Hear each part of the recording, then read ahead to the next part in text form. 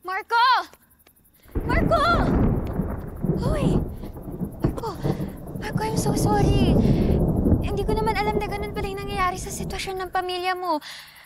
Sorry sa lahat. Wala akong kaalam-alam. Paano mo nalaman na? Di ba busy kayo nagpapakasaya, di ba? Tinanong kita. Tinanong kita kung okay ka lang. Tinanong mo ako. Hintay mo ba ako sumagot, Ash? Ha? Hintay mo ba ako sumagot? Alam mo, pinilit kong pumunta dito dahil akala ko may kakampi ako. Sa'yo lang pala ako ng oras sa'yo. Alam mo, pagod na ako eh. Pagod na akong kalabanin yung sarili ko. Alam mo, ayoko namang matulad sa papa ko yun eh. Parehas lang kami. Nagawa akong pagbintangan at saktan si Bryce dahil sa selos. Ano? Kagaya lang ng ginagawa ni Papa sa mga lalaki mapapalapit sa mama ko? Alam mo, sa tuwing tititigan kita, naiisip ko lang hanggang kailan kaya bago niya ako iiwan. Kagaya ng ginawa ni Mama kay Papa. Si Papa, ako,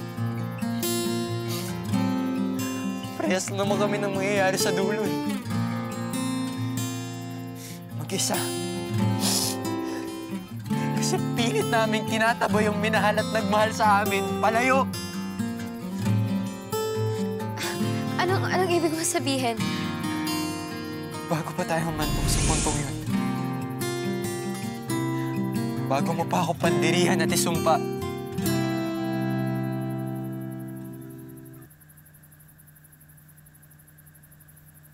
Mabuti pa, Ash. Maghiwalay na tayo.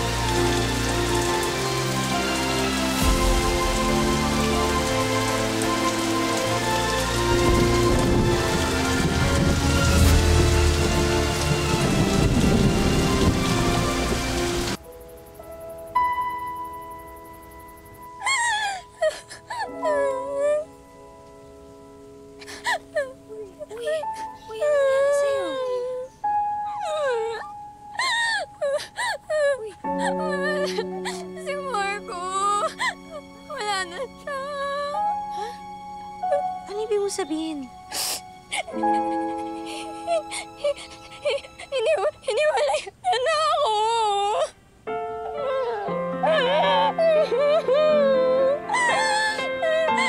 Hiniwalay na ako ni Marco.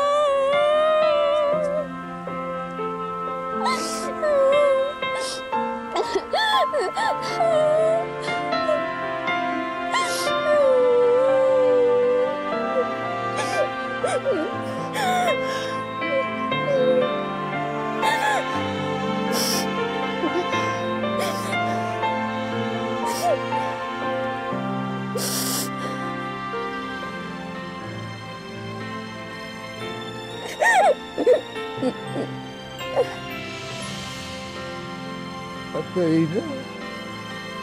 Durog na eh.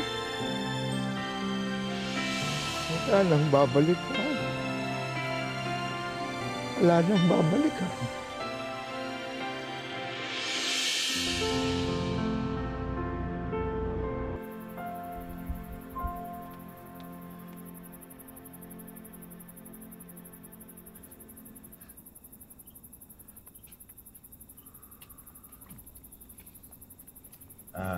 Marco, anak.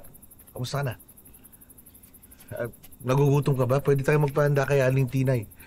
Di pa ako nakakapagluto eh. Okay lang po. Marco, Tenso ka na, ha? Narinig ko kasi yung, Narinig ko kayo nag-uusap ni Ashley kagabi. Alam mo, ayoko namang matulog sa papa ko yun eh. Parehas lang kami. Nagawa kong pagbintangan at saktan si Bryce dahil sa selos. Ano, kagaya lang ng ginagawa ni Papa sa mga lalaking mapapalapit sa mama ko? Yeah. Mali, anak eh.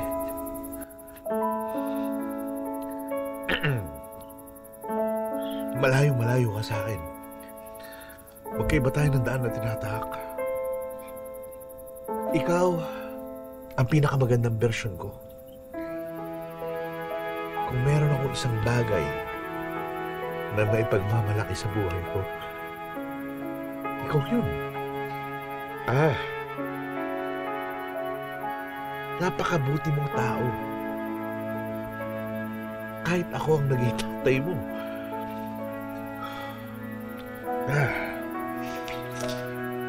Patawarin mo ako, anak. Pipilitin ko magbago. Sana. Pagdating ng panahon na awa ang Diyos.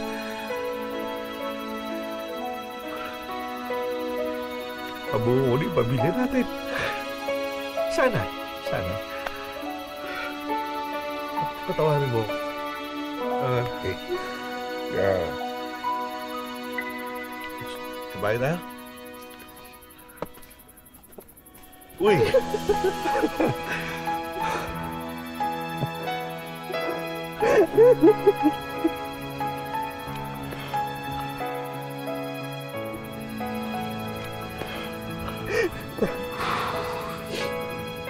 Patutulungan kita, ha? Alam ko naman yun. Salamat. Salamat. Alam ko naman yun.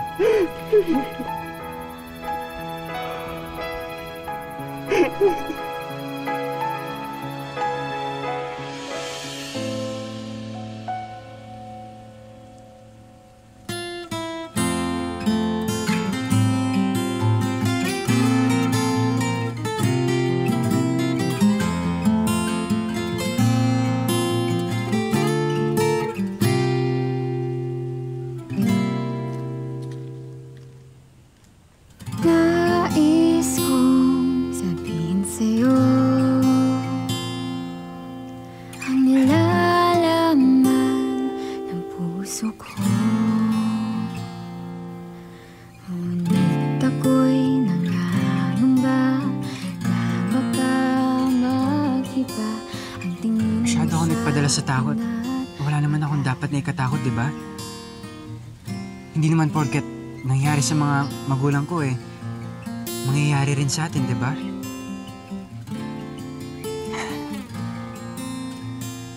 Ash, di ako kagaya ng papa ko. Gagawa ko ng sarili kong landas. Kailangan kita para makarating ako doon.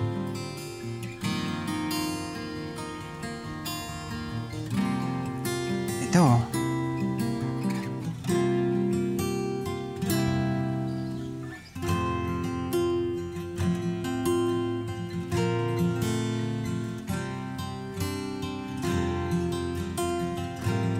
Ano to?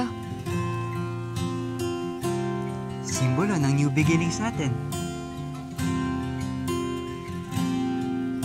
New beginnings. Sige.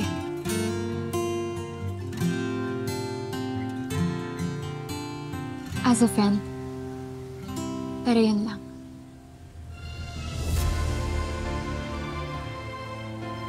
Ash, sandali, anong... Nagkatotoo nga yung biro nila. Iniwan mo nga ako sa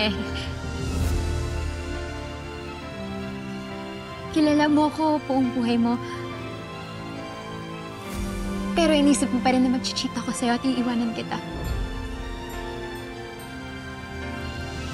Ibig sabihin nun, hindi mo pa rin ako kilala. After all these years, ganun din ako. Akala ko, kilalang-kilala mo na ako, pero... Pero hindi.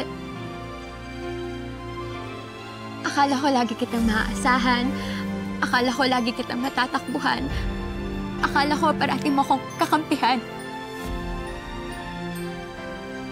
Pero hindi.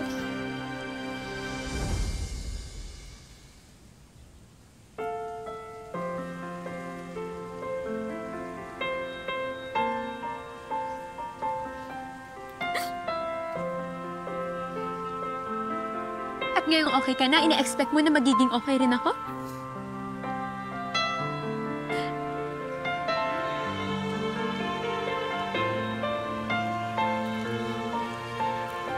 Let's be friends, Marco. Para sa kapakanan ng barkada.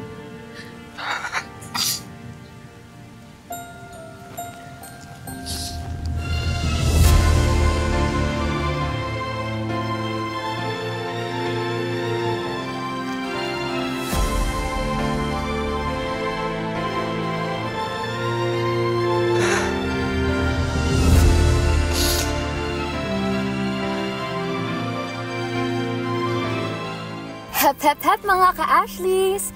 Hindi dito nagtapos ang kwento namin ni Marco. Noong nagkahiwalay kami, doon ko mas nakita kung gaano ako ka-importante sa kanya.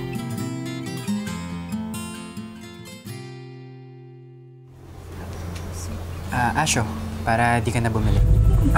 Kaya ko naman to i-recover. Medyo mabusisi lang. Minsan, hindi mo talaga maiiwasan na maka-apekto sa relationship ang mga personal problems. Ngayon, tutulungan mo ako pagtapos mo akong saktan? Nais kong sabihin sa'yo. Tama na rin to, Ash. Hindi ka na mahihirapang makita ako. Ayoko sanang sirain ating pagkakaibigan. Wala ko ngayon ay naguguluhan.